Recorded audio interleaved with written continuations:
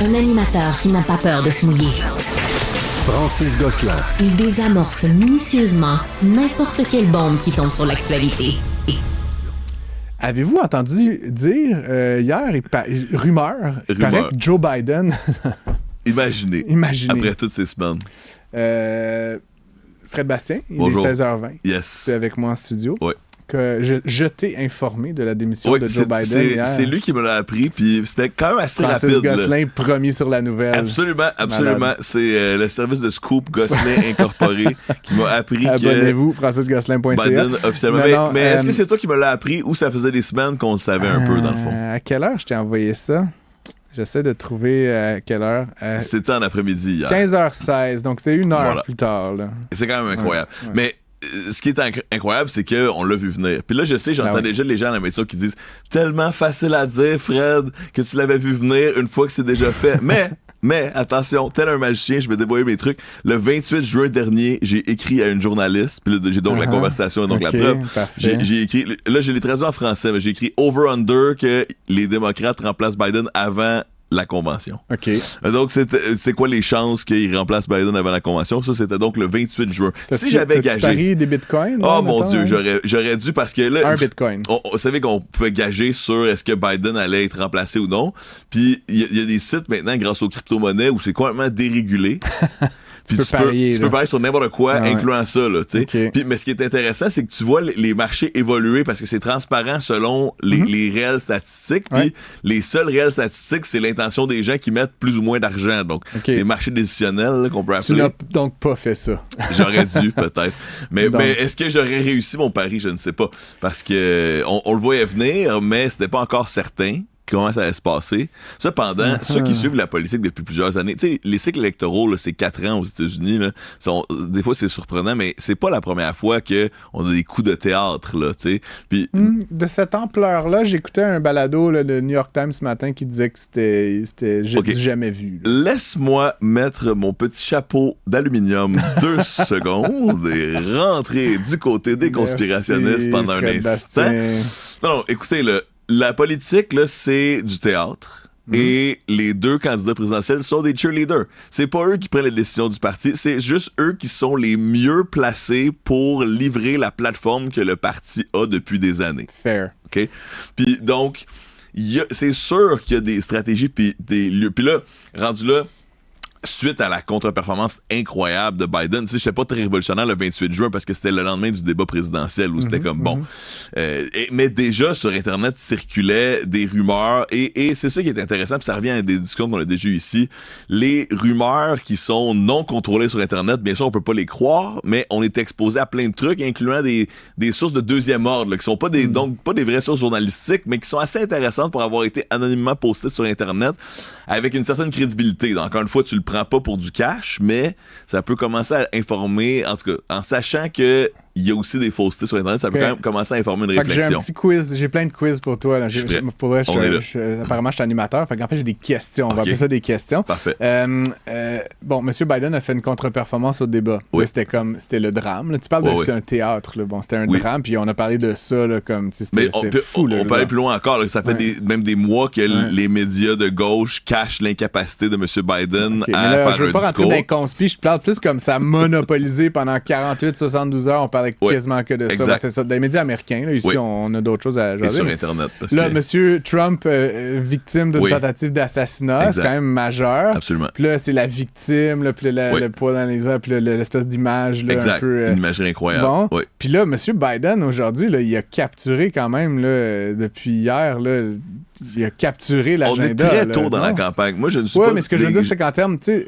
J'ai comme l'impression que l'histoire de M. Trump est quasiment du passé. Mais là, c'est hallucinant. Chacun leur tour, ils monopolisent l'attention médiatique. Puis, non, mais aussi, je pense que aussi, entendons-nous que l'histoire de Trump, moi, je suis sûr que je pense que c'est fortuit, là, dans le sens où c'est comme ça aurait pas pu être, c'est juste arrivé comme ça à ce moment-là. Oui, mais c'est un martyr. C'est absolument tragique. Là, non, mais je veux juste que je sois très clair aussi quand je dis c'est le théâtre de la politique, c'est comme c'est pas ce théâtre à ce niveau-là, là, tu sais, c'est juste dans la représentation, dans le fait que on écrit c'est bien rare les policiers qui écrivent leur propre discours. T'sais, juste là, en voilà du théâtre. Là, tout à fait. Mais effectivement, je pense que si l'élection avait eu il y a 2 semaines, là, le lendemain de l'attentat envers Trump, ça aurait été, je veux dire, juste l'émotion. Il y avait des rappers qui mettaient son visage derrière leur spectacle le soir même. Là, c'est comme, moi, je parle de 50 Cent. Si l'élection avait lieu demain matin, qui gagnerait? Ben là, c'est une autre question. Puis on est très tôt dans la campagne. Là, on sait même pas si c'est Kamala Harris. Okay. Tu prends un autre pari, là, mettons, en Bitcoin?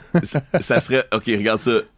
Ça va être super intéressant si c'est Kamala Harris pour 2 raisons. Un, déjà, il y en a qui disent que, ben écoutez, c'est quoi ses forces? Ben, elle a défendu les droits des femmes toute sa carrière, puis elle a prosécuté des criminels. Donc, tu sais, elle a une expérience avec le système légal. Puis c'est quoi le gros épée de Damoclès sur la tête des républicains? Ben, c'est l'avortement, parce que c'est ça qui, en tout cas, qui est un enjeu social qui refroidit le plus des Américains, on va dire au centre, là, à peu près, là, tu sais. Donc là, Kamala est extrêmement bien placé pour pousser ça en malade, t'sais. Donc ça va être intéressant, phase 1. Maintenant, phase 2, est-ce que, là, moi je pense qu'il est tôt dans la campagne puis que tout peut encore arriver, mais si on se fie à la rhétorique de certains analystes politiciens américains et ailleurs, c'est comme les républicains vont gagner parce que, comme partout ailleurs, les gens sont fatigués à cause de l'économie puis de l'inflation, puis les gens vont blâmer Biden, puis tu sais, comme tous les grandes puissances occidentales, il y a une certaine fatigue. Tu sais, j'ai pas besoin de vous dire les stickers que je vois sur les pick-up à l'égard de notre premier ministre canadien présentement. Tu sais, il y a une espèce de Trudeau, là. Tu sais, il y a une espèce de fatigue envers tous les establishments partout. Donc, tu sais, là, et il y a un phénomène terrible dans la vie qui, tu sais, on connaît bien sûr le phénomène du plafond de verre, tu sais, qui est une espèce de plafond imagé pour dire que certaines femmes, malheureusement, n'ont pas encore assez accès rapidement à des positions de pouvoir. Mais il y a un autre élément encore plus pernicieux qui s'appelle la falaise de verre. Et ça, on le voit souvent. Et on l'a vu dans des partis politiques au Québec. J'ai jamais entendu ça. Ça mérite un Google. Puis ça se voit aussi dans le monde privé. Explique-nous. C'est quand on sait qu'on s'en va vers un mur en tant qu'organisation. Là, on place une femme à la tête pour que ce soit elle qui reçoive le coup. Exact. Je pourrais nommer les noms, mais c'est pas drôle. Non, exact. Je veux pas nommer les noms en politique québécoise, mais ça s'est vu. Puis sinon, ça s'est vu chez Reddit. Ça s'est vu dans d'autres compagnies privées aussi, où c'est comme... Comment qu'elle s'appelait chez Yahoo, là, la PDG, là, ça un autre bon exemple. Là. Exact. OK, mais là... tout ça pour dire que... Donc, ceux qui croient que c'est une bonne chose pour les démocrates, ben, vont se rattacher à la cause. Kamala, c'est vrai que c'est un adversaire de temps contre Trump. Sa campagne allait être basée sur le fait que Joe Biden était vieux. Là, Joe Biden n'est plus là, puis le vieux, c'est lui. Il est vieux, alors ça change vraiment la perspective. Ben, sinon, est-ce que c'est juste une manière de... Regarde, Kamala, on la connaissait, on va accepter que cette élection-là est aux républicains parce qu'ils sont dus, puis on va garder nos candidats propres pour la prochaine. Propre. Ben, c'est-à-dire pas salis par le jeu de la politique, parce que il y a une expression en anglais qui dit « politics are sticky ». La politique, c'est collant, puis si tu l'échappes 2-3 fois ici, ça se peut que tu puisses jamais revenir sur le stage présidentiel. Mais, fait que je te ramène sur ton analogie du théâtre, là. On a maintenant 2 personnages qui sont sur le devant de la scène. Comme tu dis, il y a la dimension de l'âge. Je voulais te poser la question, tu y as déjà répondu, mais mettons, là, en termes de rhétorique, là, pour M. Trump, là, c'est comment dire, il y a du danger, là. S'en prendre à la femme, c'est dangereux. S'en prendre à la femme de couleur, c'est dangereux.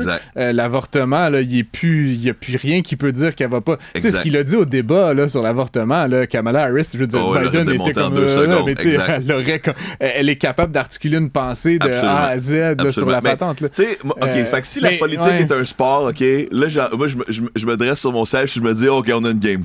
Là, on a une game, là. Exact. Parce que là, on va avoir vraiment des débats puis des réflexions. Puis bon, j'espère que ça va être plus propre que ça a été dans les dernières années, autant des deux côtés. Juste parce que la raison pour laquelle on a une démocratie, c'est pour éviter la violence. Là. Ouais, mais là, justement, parlons-en de la propreté. Là, parce que là, bon, je pense pas qu'il y en a ni l'un ni l'autre qui devrait se faire shooter. C'est là-dessus, on va exclure cette partie-là. Mais proprement parler, tu sais, M. Biden, certains disaient, était trop propre. Là, c'est-à-dire, tu sais, il est gentil, un peu naïf à la limite. M. Trump, on sait, lui, il ridiculise les handicapés. M. Pelosi qui s'est fait battre à coups de marteau, il dit que c'est un empoté. Il ridiculise les victimes.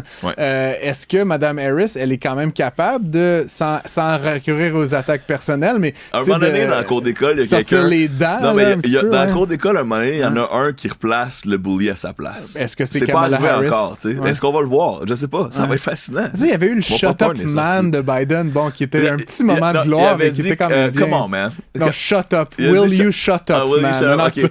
Mais moi, j'avais préféré le come on, man. Dans le même débat, c'est come on, man. Je l'ai redit 100 fois depuis. Mais c'est comme... Mais c'est ça. C'est cette espèce de bienveillance qui a fini par y nuire. Je pense aussi que...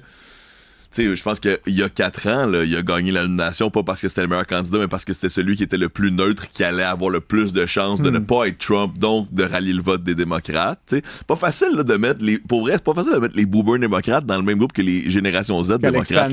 Qu'Alexandra Cortez, exact.